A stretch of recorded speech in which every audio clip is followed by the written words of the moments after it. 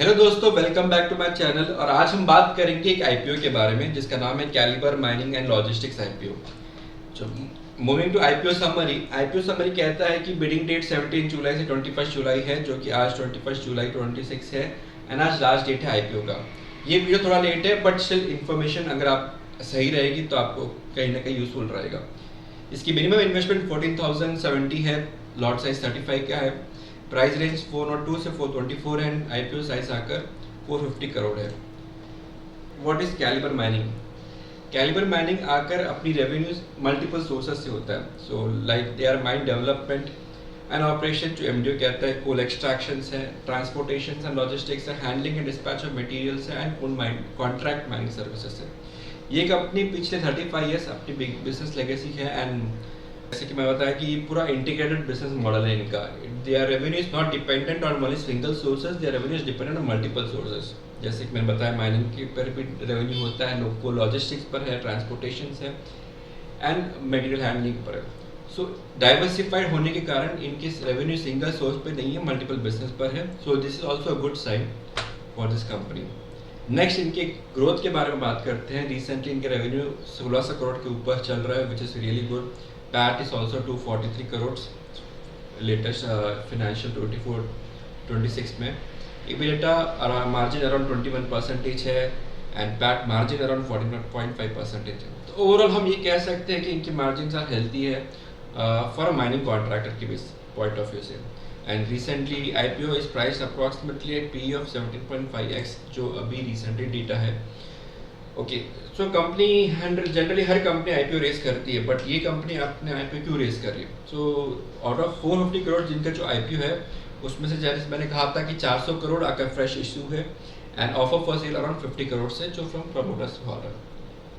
So major इनके company जो डेप्ट है, इनकी रिसेंटली कंपनी का डेप्ट है जो 700 करोड़ था अक्टूबर 24 में एंड रिसेंटली 700 करोड़ और इसने नया डेप्ट बनाया है। So overall around 14 crore 100 crore था डेप्ट। वो अभी फिलहाल लेटेस्ट डेटा ये कह रहा है कि 1100 करोड़ इनका डेप्ट है।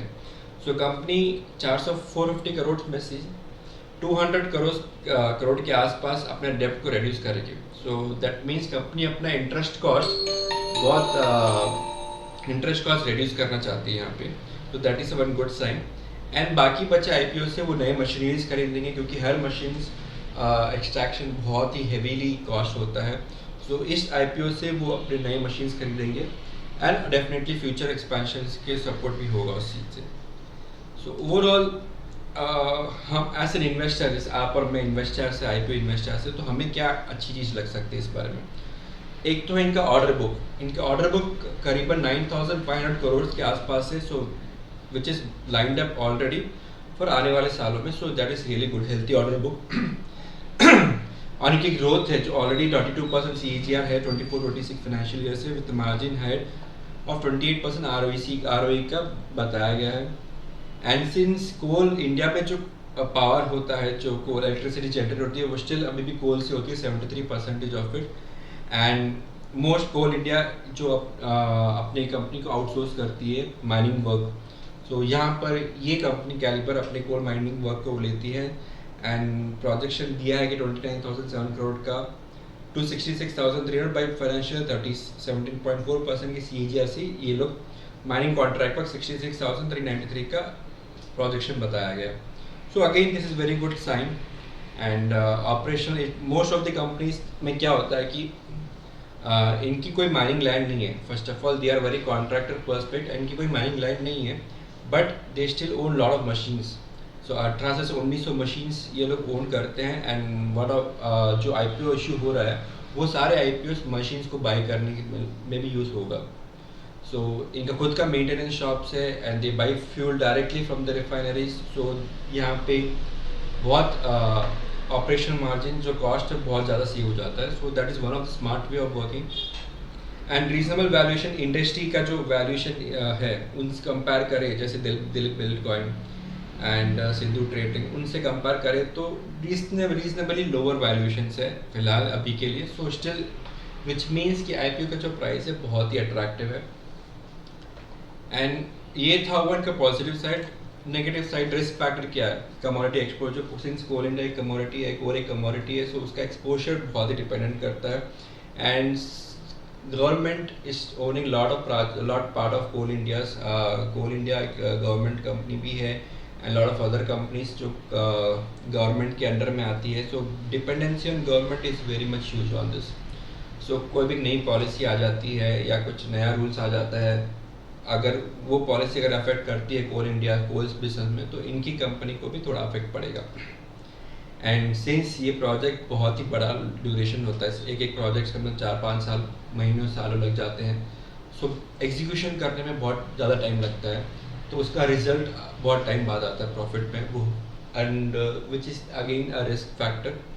एंड सिंस ये कैपिटल इंटेंसिव बिजनेस है, बहुत ज़्यादा इनका मशीनरीज कॉस्ट लगती है, बहुत बड़े बड़े कैपिटल यूज़ होते हैं मशीन्स को बाई करने के लिए, एंड उसके अगेंस्ट में प्रॉफिट डिराइव करना from a business point of view, it's like a very much time delay project. So overall ये रिस्क है जो I guess lot of other companies में भी यही रिस्क होता है, so which is not something apart from, ये सब बिजनेस रिस्क हो गया।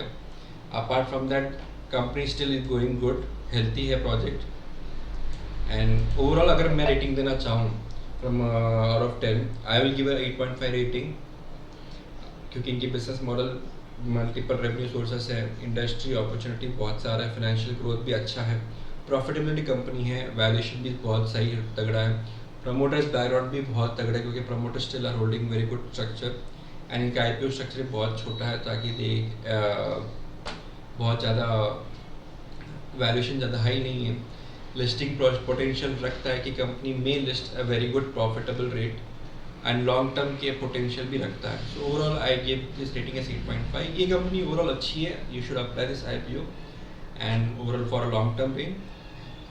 ये मेरा एडवाइस नहीं रहेगा, but still again market factors dependent करता है।